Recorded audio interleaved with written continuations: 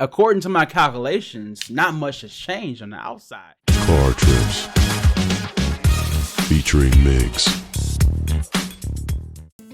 Hey guys, welcome back to Car Trims. My name is Migs, and today I have something a little bit different for you guys today. We're still going to be doing the best value trim comparison here, but I wanted to bring a completely different brand that I haven't done yet on this channel, and that's going to be Subaru. Guys, I know Subaru is one of those car makers that has a fan base that is very particular about their cars. They love their all-wheel drives. They love the all-roading aspect of their Subarus. They love the functionality of their Subarus. So I'm not here to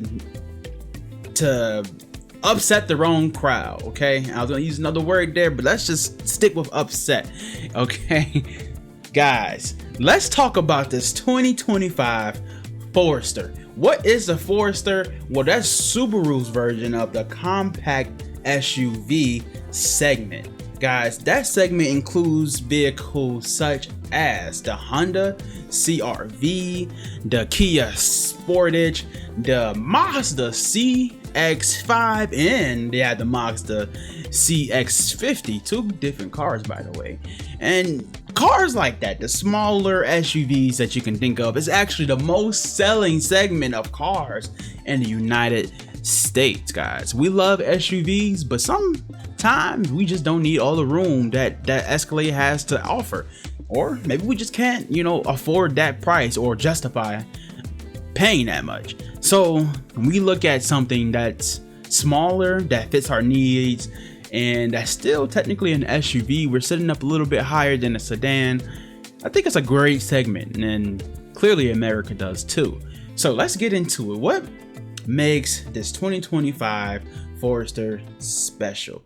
Well, it's brand new, guys. It's a redesign, complete redesign. They have decided to come up with a new generation because the previous generation was not doing as well as they would have liked, but honestly, they did pretty decent. Like I said, this segment of cars sells the highest amount in America, so they had to come up and really step the game up because they were selling more Outlanders than they were selling Foresters, and for them that is a no-go because it doesn't. I said Outlanders, guys, I meant Outbacks. They were selling more Outbacks, guys, more Outbacks than Foresters, and Outback's not technically, it's more of a mid-size, okay, more of a mid-size. It's a little bit bigger. So let's get into what makes this special. Well, the first thing I'm going to say is this is a redesign, but it's still a Subaru, guys. If I'll do it like this. I'll do it like this. Look at this Subaru, okay? This is a 2025, guys. This is a Forester, okay? Beautiful. This is the Touring, so the highest trim available. Okay, now let's look at a 2021 pre-owned. Now, what do you see? What's the difference you see? Well, I'll grab my wife's glasses that don't work anymore because we're missing an arm. But according to my calculations, not much has changed on the outside. We have some changes, don't get me wrong, but Subaru said we're still Subaru, and you're going to be able to know this is a Forester by just looking at it. It doesn't matter if you have a 2020 model or you get a 2025 model. It's going to be a Subaru Forester, okay, guys? So let me put the glasses away and let's get serious really quick, okay? So let me explain these trims. We're starting at just under 30,000 smackaroonies, okay? 30,000 bucks. We're gonna get 33 miles a gallon on the highway, 26 miles per gallon in the city. That's gonna be the best for this particular lineup. So for the Foresters, the best you can get is 33 and 26. As you'll see, as we keep going, once you get to that limited, you're gonna drop down to 32 and 25. Touring, same. So if you want the best fuel economy from this particular lineup, you're gonna have to go sport, premium, or base. But I'm gonna tell you guys, let me talk about this base. I may need to pull my glasses back up because look at this. This is a 7-inch multimedia system. These displays are small. I mean, I'm just not sure what Subaru was doing here. If you need to borrow my glasses or to see this, please let me know. We can work something out because honestly, I'm just not understanding this. Guys, to be transparent with you, if you go to the premium, to the sport, to the limited, or to the touring, anything but the base, you're going to get 11.6 inches of screen. You're going to get 11.6 inches of screen. I'm not sure why they decided to make the base a 7-incher. I'm just not understanding it. Now, are you saving a lot of money to make the base price, right? Because it's a little bit under 30. So it's Subaru with their supply chain, with their, suppliers and things like that. Are they really saving that much money by putting that 7-incher in there instead of the 11.6-incher, which is one of the biggest features that they announced when they went with this remodeled 2025 Forester. In fact, they brought it directly from the Outback, so it's already within the supply chain. It's not like they had to go grab a different supplier or do something unique for this particular Forester. No, this is a component that's already within Subaru. They took it from the Outback, planted it in the Forester, and said, look, we have something new, and then decided not to put it in the base. To me, it makes no sense. I get it's the base trim, but if we're only saving a couple thousand, we need to be well equipped. Base does not mean basic. Guys, I'll say it again. You heard it here first at Car Trends. Base does not mean basic. In this case, base means basic, guys. And I don't like it. I don't like it. Their base trim should be premium. That should be their base trim. Base trims in a car road just means the lowest trim for that particular model. It doesn't mean it's nothing in there. You can get a base luxury vehicle that's gonna come with a lot. It's gonna come with a lot of standard features. And you can still pay $100,000 for a base trim. It doesn't mean the trim is terrible. Think about the Cadillac Escalade IQ. The base trim is a luxury one. The luxury one starting price is almost $130,000. It's the base trim. It doesn't mean basic. Okay, enough of me giving lectures to Subaru because honestly, I'm not even gonna worry about that base trim, guys. Avoid it. Please avoid it. If you're looking for a car under 30,000, you may just have to go with something different or save for another couple months or something. I'm not sure. I don't want to tell you guys what to do with your money, but I will say it's not going to be the best bang for your buck. It's just not. It's just not. So let's keep going. This base trim, all the trims are going to have a 2.5 liter engine. It's going to produce 180 horsepower. You're going to be looking at 178 pound-feet of torque. That's across the board. So again, it's the compact SUV segment. You're not looking at a V8 that you're going to get in a GMC, right? You're not looking at that. You're looking at a small engine. Could they do better? Yes. In fact, this is the same engine that was in the 2024 model, the 2023 model, the 2022. I can just keep going, guys. They didn't update the model. So is it really a complete redesign? I'll let you guys be the judge, okay? You do get EyeSight driver assist technology. Now let me show you guys what EyeSight driver assist technology. The only reason I'm still going over the base is because a lot of these included features are going to also be in the other trims, so it is good for you guys to know what's standard across the board. So that's why I am including all this information, because honestly I would really like not to talk about this base model anymore, but it's imperative for your information. So the standard EyeSight driver assist technology, it monitors your traffic movement, optimizes cruise controls. That does not mean it's adaptive cruise control. You don't get adaptive cruise control until later down the line in this trim, and it warns you if you're swaying. I love safety features, guys.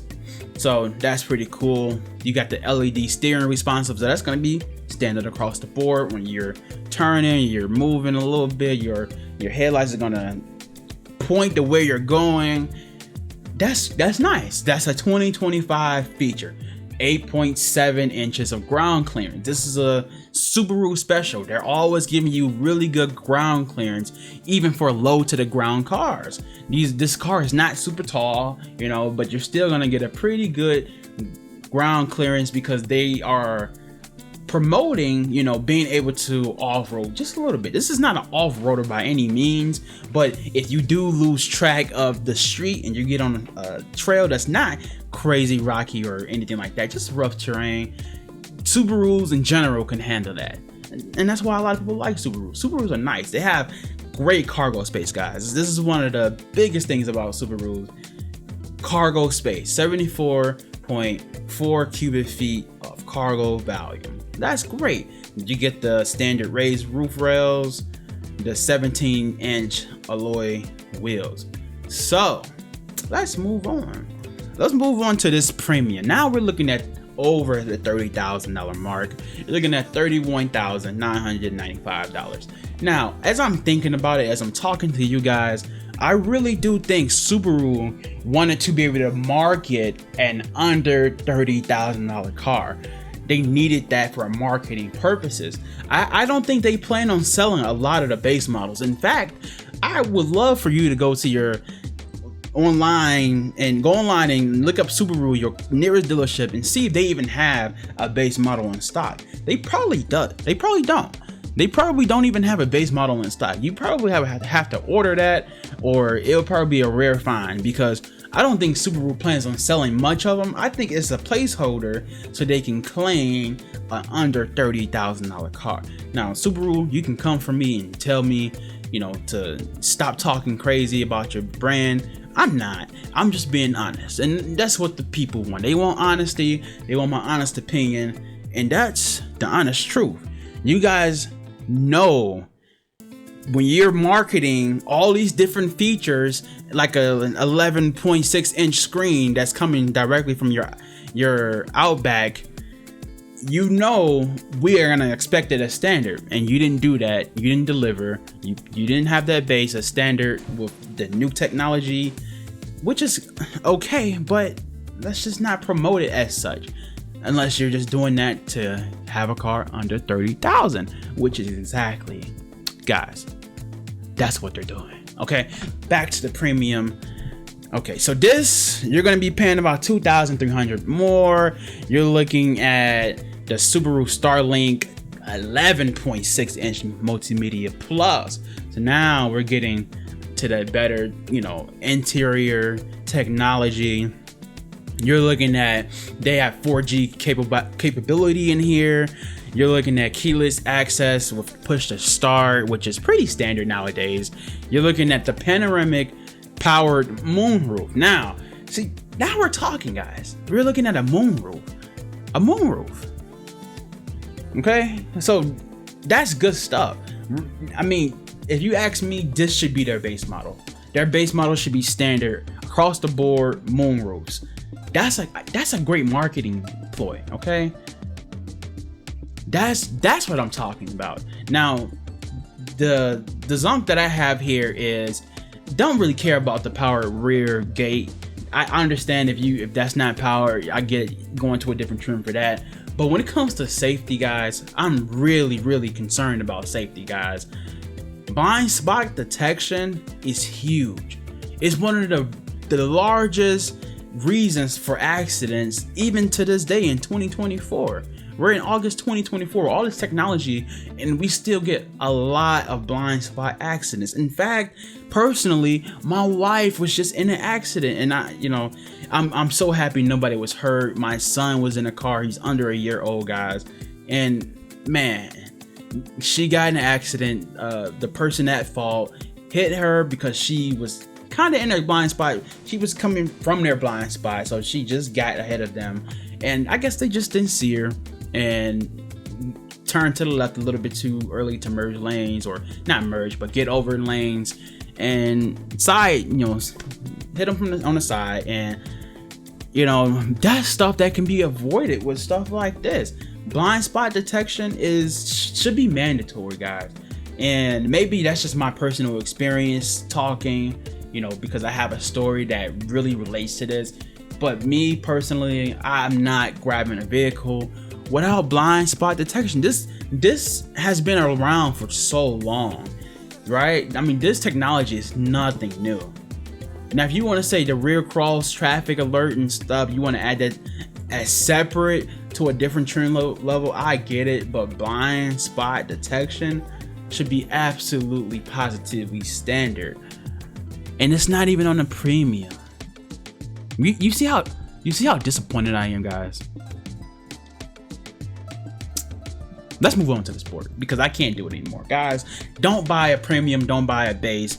If you want to buy a 2025 Forester, you need to shop Sport, Limited, or Touring. You heard it here from Migs, from Car Trims, guys. Sport, Limited, or Touring. If you do anything but that, I don't have anything to say, because honestly, if you're trying to add those optional equipment at the premium level, like I said, don't even mess with base. But if you get premium and you want to add something like the blind spot, things like that, you're gonna end up at that $34,000 mark, anywhere very close. We're looking at $2,500 difference. So if you're looking at options at the premium level, you're gonna hit that $2,500 quick, and you're gonna be right there at Sport anyway. So let's look at what Sport has to offer, right? We're looking at 19-inch bronze wheels, guys. No more 17 inches, no more 18 inches. 19-inch bronze wheels.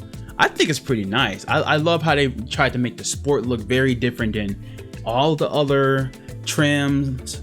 I like it. I think it's nice. We're looking at the bronze finish on the exterior. I like the pattern. See, that's the attention to detail that I'm used to Subaru having. Okay, guys, it's a great car brand. Don't get me wrong. I just think they missed the mark here with some of that early trims, just to reach that price point that they're looking for. I really think that's what it all comes down to. Okay, so they got the dual function X mode with hill descent control. Okay, so we're looking good now. Now we're cooking, right? We're cooking. If you guys watch basketball, what do we call Steph Curry? Chef Curry, because he be cooking, guys. We're cooking now. All right, we got the SI drive, which is a sport mode type of deal. They call it Subaru Intelligent Drive, but the sport model features this, and it also has that sport mode, which actually helps the car. It helps the handling, it helps the suspension. So if you grab the sport trim level, you're actually not just getting features, you know, that's not functional. It's actually functional features. So you're actually getting a little bit of a stiffer suspension, which sometimes you can like it, sometimes you don't. But in this case, with this particular vehicle, it actually makes the drive much better, guys. It actually makes the drive much better. You get the StarTex upholstery, which is the only trim to have this. The other two trims had the cloth. This one has the StarTex, and it's water repellent. So for those real deal outside, outgoing, love to go camping and go swim and just outdoorsy type people, this is actually a really great deal for you guys that sport. Because once you go limited and touring, you're gonna be getting into leather, and a lot of times you just don't want to get leather wet like that. So if you want to use this car for more outdoorsy fun, that sport trim is really talking to me, man.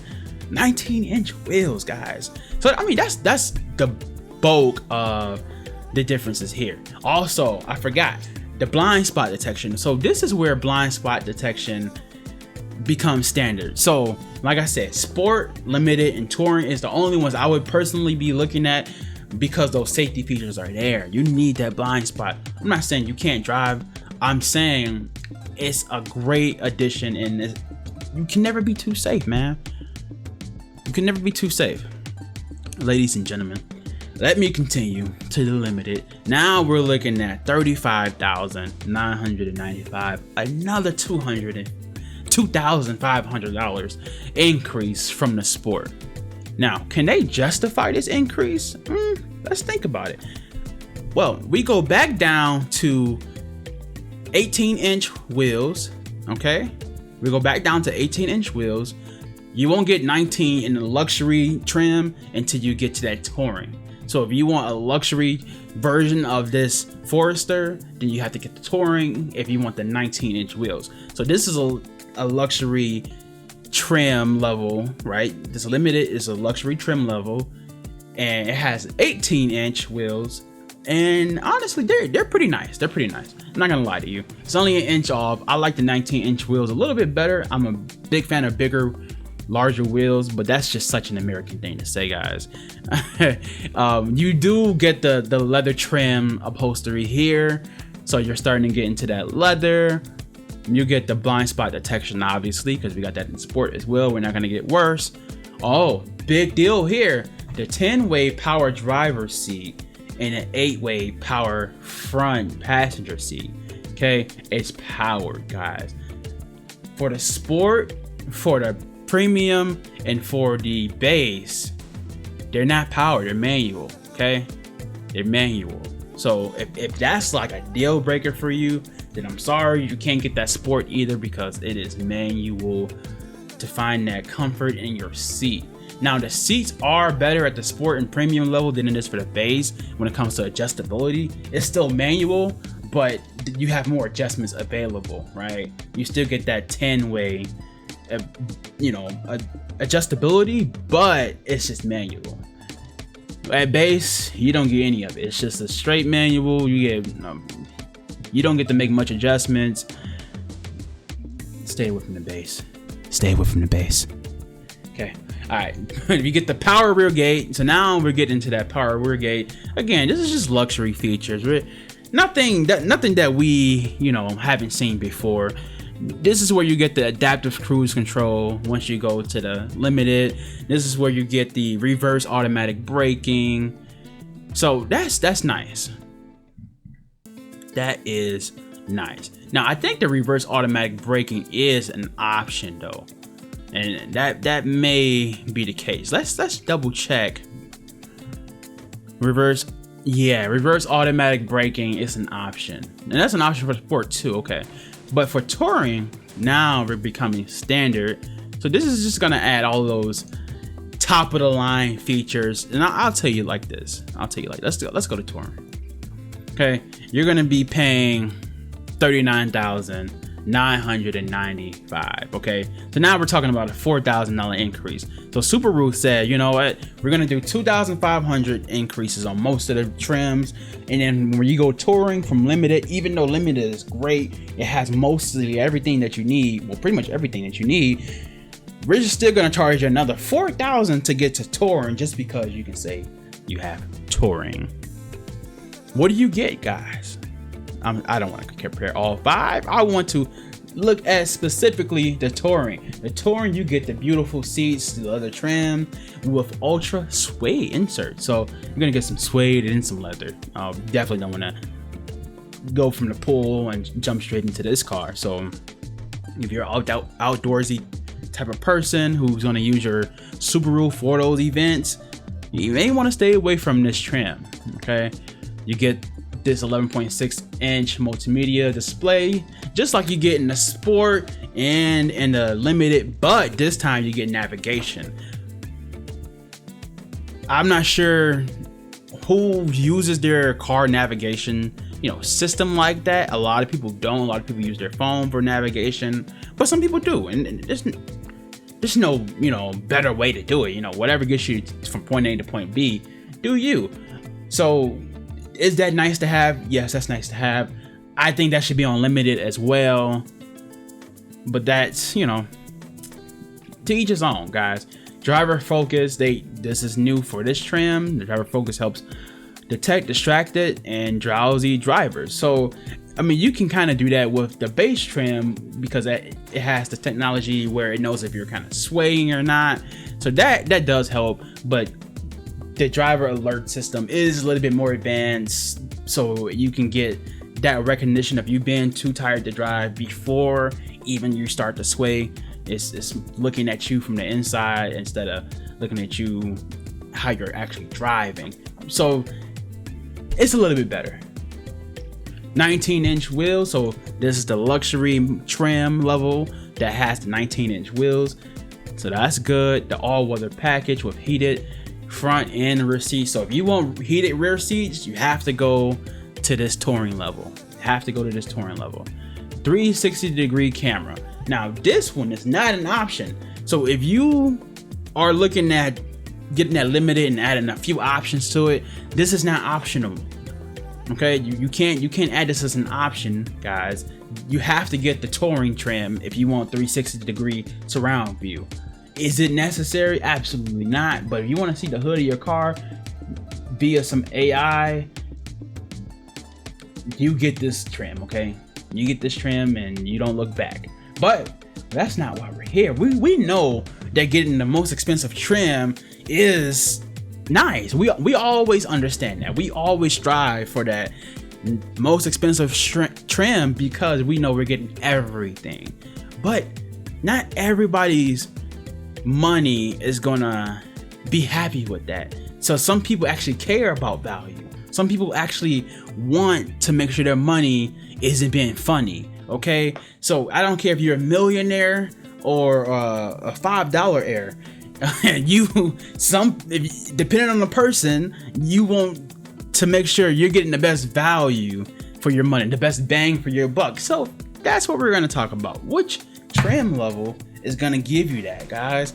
And once I saw that $4,000 increase from limited to touring, I automatically knew touring wasn't going to be the best bang for your buck. Is it nice? Is it the things that it come with nice? Absolutely. But we already know the top level trim is going to be the nicest.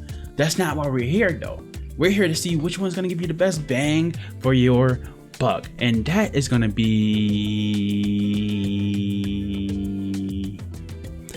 it's the limited, folks. It's the limited. Now, I will say it's very, very, very, very, very, very, one more very, very close to the sport. So what I will say is it's going to depend on the person. And this is what I was kind of hinting at without saying it. It's going to depend on the person when it comes from sport to limited. $2,000, $2,500 difference. But you're getting relatively, you know, most of the necessities that you need from a vehicle when you go sport or limited. You're gonna a little bit more with the limited, but I can understand why I grabbed the sport, right? So the value for the sport is just as high, in my opinion, as the value for the limited, because what you're getting in addition to the sport to grab that limited is worth that $2,500 increase. So that's what it comes down to. It comes down to, is it worth that increase? For the limited, it's worth it, and for the sport, it's definitely worth it from premium. In fact, I wouldn't even go premium. So I would start at sport and go up from there, guys. Like I said from the beginning, sport, limited, or touring if you want to buy this. But best bang for your buck is going to be at limited, because you're getting those luxury features, most of the things that you need when it comes to luxury, and you're starting to get that that leather interior. Now it is 18-inch wheels, but it's not a big difference from 19-inch wheels. They still make sure the rims look nice. It's a very nice car. So again, it's really going to depend on you, because if you want that bronze package, you want to be a little bit different, and you're using this for outdoorsy reasons, which is what Subaru was made for, to be honest with you. And you don't want to get your leather all messed up, and you need that upholstery that is water resistant and waterproof, then yes, you go ahead and get that sport. So it's really going to come down to the consumer on this one, because I think the best value is going to be pretty equal with these, because you're going to get the best bang for your buck regardless of which trim you get, the sport or the limited. As long as you're not getting any other trims, you're getting a great deal. That's just how I see it. So this is going to depend on the person. This is the first trim review where it actually depends on the person, because I was stuck between two trims and they're different, and I love it. I like these two trims. The touring, yes, whoever gets that, you know, they wanted more luxury, you know, but they're not looking for best bang for your buck. Okay, so if you're looking for best bang for your buck, Limited is the number one, and Sport is the close second, guys. It's a close second. And thank you guys for tuning in. Please subscribe to the channel. Leave me a like, a thumbs up if you guys enjoyed the video at all, just a little bit, maybe not. Leave me a thumbs down if you hated it. In fact, comment and let me know it was a terrible video and you'll never be back again. Just let me know so I can take a quick note of, you know, who you are and say, man, I'm gonna miss this person. Okay, guys, so until next time, guys, Sport, Limited, stay away from the base model. Okay, guys, stay away from the base. Thank you, guys. Bye-bye.